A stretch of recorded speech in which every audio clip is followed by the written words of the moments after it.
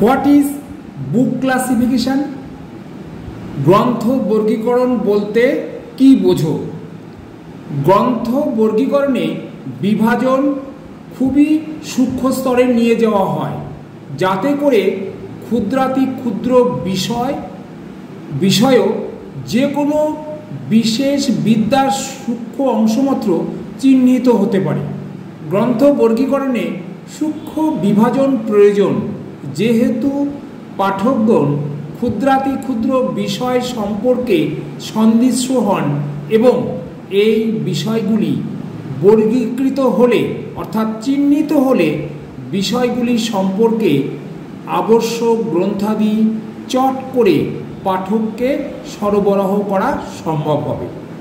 একটি গ্রন্থের মধ্যে বিষয় মিশ্রণ এমন হতে পারে যে গ্রন্থটির বিষয় বিশেষ কি তা নির্দিষ্ট করা চলে না।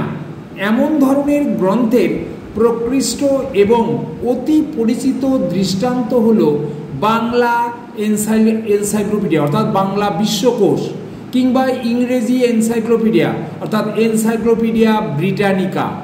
এই বহুখণ্ড গ্রন্থে জ্ঞান রাজ্যের সব বিভাগ উপবিভাগ সম্পর্কে তথ্য ও আলোচনা থাকে। সুতরাং এই গ্রন্থকে কোনো বিশেষ বিষয় বর্গের অন্তর্ভুক্ত করা যায় না, অথচ এই রকম সর্ববিদ্যা বিষয়ক গ্রন্থ বহুল পরিমাণে প্রকাশিত হয়।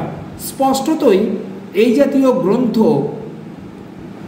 একটা বর্গ সৃষ্টি করেছে, যা গ্রন্থ বর্গীকরণেরই বিশেষত্ব। Thank you.